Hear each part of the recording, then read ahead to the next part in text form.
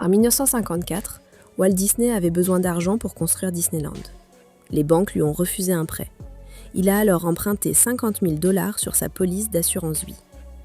Disneyland a ouvert ses portes en 1955 et a accueilli 3,6 millions de visiteurs dès sa première année. Abonne-toi pour découvrir les stratégies des bâtisseurs de richesse. Ce que Walt Disney utilisait s'appelle aujourd'hui le concept bancaire infini. Voici comment ça fonctionne au Canada. Étape 1. Souscris à une assurance vie permanente participante. Chaque prime que tu paies accumule une valeur de rachat, c'est-à-dire de l'argent réel à ton nom. Étape 2. Cette valeur de rachat croît à l'abri de l'impôt, conformément à la loi de l'impôt sur le revenu du Canada. Étape 3. Tu peux emprunter jusqu'à 90% de cette valeur sans vérification de crédit, sans dossier et sans avoir à justifier l'usage. Étape 4. Et voici la magie. Ta valeur de rachat continue de croître comme si tu n'avais rien emprunté.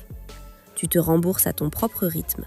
Les intérêts que tu paies alimentent ton propre système financier et non celui de la banque. Tu es l'emprunteur, tu es le prêteur, tu es la banque. La mini-astuce du jour. Ce concept est particulièrement puissant pour les entrepreneurs et les travailleurs autonomes au Canada, qui ont besoin d'un accès au capital sans être soumis aux conditions strictes des institutions bancaires.